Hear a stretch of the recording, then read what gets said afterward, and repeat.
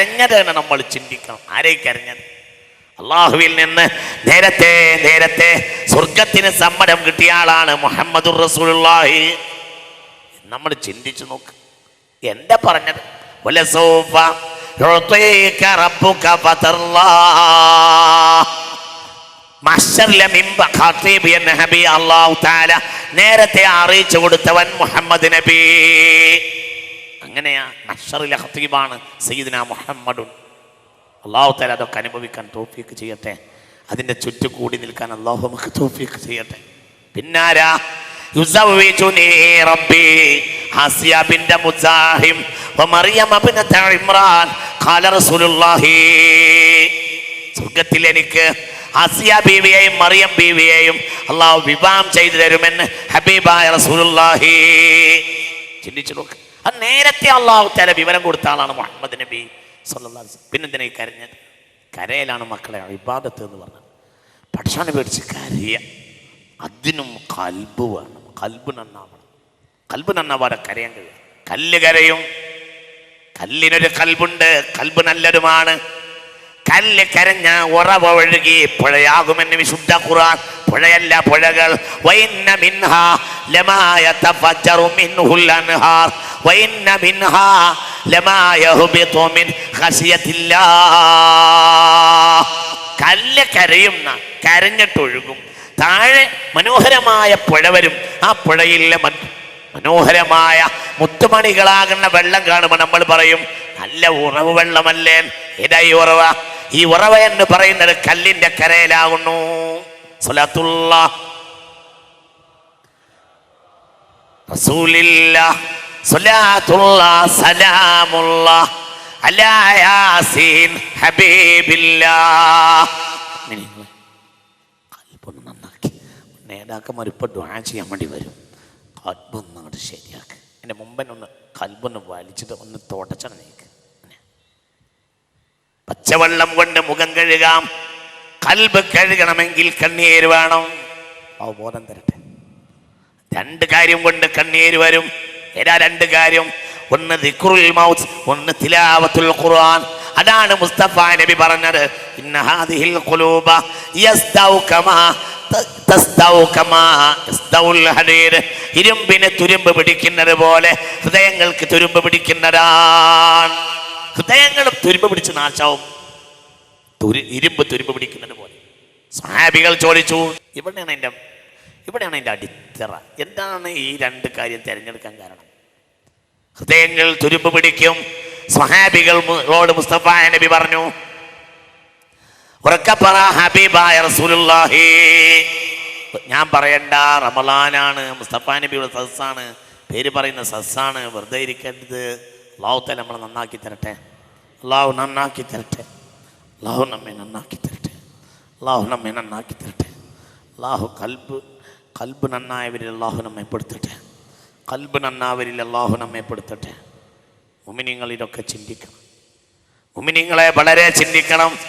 ഇന്ന ഹാദിഹിൽ ഖുലൂബ തസ്തൗ കമാ യസ്തൗൽ ഹദീദ്.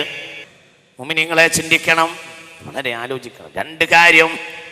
ഇന്ന ഹാദിഹിൽ ഖുലൂബ തസ്തൗ കമാ യസ്തൗൽ ഹദീദ്. ഇരുമ്പിനെ തുരുമ്പ് പിടിക്കുന്നത് പോലെ ഹൃദയങ്ങൾ തുരുമ്പ് പിടിക്കുമെന്ന് ഖാല റസൂലുള്ളാഹി. ഇന്നത് കഴുകണം, ഇന്നത് കഴുകണം.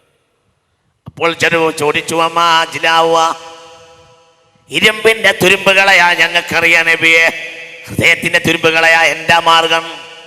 അപ്പോൾ പറഞ്ഞു, ദിക്റുൽ മൗതി വതിലാവത്തുൽ ഖുർആൻ. രണ്ട് കാര്യം കൊണ്ട് ഹൃദയം നന്നാവും. ഒന്ന്, സ്വയം മരണത്തിനെ പറ്റി ആലോചിക്കുക. അല്ലാഹു നമ്മളെ കാക്കട്ടെ. സ്വപ്നവും മോഹവും മനുഷ്യനെ ജീവിപ്പിക്കുന്ന ഘടകങ്ങൾ രണ്ടാണ്. സ്വപ്നം, മോഹം. ഇതാണ് മനുഷ്യന്റെ ജീവിതത്തിന് ആധാരം. സ്വപ്നവും മോഹം ഇല്ലെങ്കിൽ മനുഷ്യന്മാർ ജീവിക്കില്ല. സ്വപ്നവും മോഹവും കഴിഞ്ഞില്ലേ? അമ്മാ വല്ലാഹി ലൗ അലിമൽ അനാമു ലിമാ ഖുലിഖു ലമാ ഗഫലു വനാമു ലഖദ് ഖുലിഖു ലിമാ ലൗ അബ്സറതുഹു ഉയൂനു ഖുലൂബിഹിം സാഹു വഹാമു മമാതുൻ സുമ്മ ഖബ്റുൻ സുമ്മ ഹശ്റു വതൗബീഖുൻ വഹ്വാലുൻ ഇലാമു. മനുഷ്യ, നീ അഭിമുഖീകരിക്കാനുള്ള കാര്യങ്ങൾ അറിഞ്ഞാൽ നീ ഒരിക്കലും ഉറങ്ങുകയില്ല, ഒരിക്കലും അശ്രദ്ധ വരികയില്ല, ഒരിക്കലും വരില്ല. ഞാൻ കുറച്ച് നേരത്തെ വന്നു. ആളുകൾ അതിരാവിലെ സീറ്റ് കിട്ടാൻ വേണ്ടിയായിരിക്കും ആ ബ്രിഡ്ജിൻ്റെ താഴെക്കൂടി അങ്ങനെ ബസ്സിറങ്ങി ഓടി വരുന്നത് ഇങ്ങനെ കണ്ടപ്പോൾ എൻ്റെ മനസ്സിൽ വന്നത്, പഠിച്ചവനെ മഷർ എന്തൊരവസ്ഥ എന്തായിരിക്കും.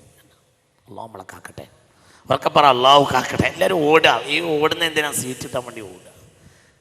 എന്നിട്ട് ടൈറ്റ് ആവുന്ന എല്ലാവർക്കും അറിയാം. സീറ്റ് കിട്ടാൻ വേണ്ടി ഓടിയതാണ്. ഞാനതിങ്ങനെ കണ്ടുകൊണ്ട് വന്നു. എൻ്റെ മനസ്സിലത് വന്നു, ഈ പഠിച്ചവനെ എന്തായിരിക്കും ഇതെങ്കിൽ. സാരമൊന്നുമല്ലല്ലോ, ഒന്നുമല്ലാത്തൊരു കാര്യത്തിൽ നമ്മൾ കാണിക്കുന്ന ഈ വ്യഗ്രത. മുഅ്മിനേ ചിന്തിക്കണം, ഇതൊക്കെ നമ്മളെ മുന്നിലില്ലേ? അമ്മാ വല്ലാഹി, ഒരു മരിച്ച വീട്ടിൽ ഒരാൾക്ക് വേണ്ടി ഒരാൾ മരിച്ചാൽ കൂടി നിൽക്കുന്നവർ കരയുന്ന നേരത്ത് മഹാനായ സയ്യിദുനാ അസ്രായീൽ പൊട്ടിച്ചിരിക്കും. മരിച്ചവന്റെ മേലിൽ കരയും. നിന്റെ മേൽ കരയടോ. എടാ, അയാൾക്ക് ഒരു കടമ്പ കഴിഞ്ഞിരിക്കുന്നു, നിനക്കടുമ്പാക്കിയല്ലേ? ആര് പറയും? സയ്യിദുനാ അസ്രായീൽ. പഠിച്ചവനെ, ഈ സംഭവം ഇമാം ഗസാലി തങ്ങൾ ദിക്റുൽ മൗത്തിൽ രേഖപ്പെടുത്തിയിട്ടുണ്ട്. എൻ്റെ വകയല്ല. പഠിച്ചവനെ, ഒരാൾ മരിച്ചു, ഒരു വീട്ടിലൊരാൾ മരിച്ചു. മരിച്ച മനുഷ്യന് വേണ്ടി ആ വീട്ടിലുള്ളവരൊക്കെല്ലാം പൊട്ടിക്കരയുന്നു. ആ കരയുന്ന നേരത്ത് സയ്യിദുനാ അസ്രായീൽ ചിരിച്ചിട്ട് പറയും, വിഡ്ഢി, അയാളെ മേൽ കരയല്ലേ, എൻ്റെ മേൽ കരഞ്ഞോ? അയാൾക്ക് ഒന്ന് കഴിഞ്ഞില്ലേ? അയാൾ നിന്നെക്കാൾ ഭാഗ്യവാനായി. അയാൾക്ക് ഒന്ന് കഴിഞ്ഞു, നിനക്കത് ഭാഗ്യല്ലേ? മുഅ്മിനേ ഇതൊന്ന് ചിന്തിച്ചു നോക്ക്. മമാതുൻ സുമ്മ ഖബറുൻ സുമ്മ ഹശറു വതൗബീഖുൻ വഅഹ്വാലുൻ ഇലാമു. ഈ വേദന, ഈ മരണമല്ലെങ്കിൽ ഈ വേദന സത്യത്തിൽ കല്ലിനുണ്ട്. കല്ല് കരയുന്നു. ഏറ്റവും കൂടുതൽ ഹാർഡായ ഒരു സാധനമായി നമ്മൾ കാണുന്നതാണല്ലോ എന്ത്? കല്ല്. അത് കരയും. അത് കരഞ്ഞ ഉറവയാണ് പുഴ.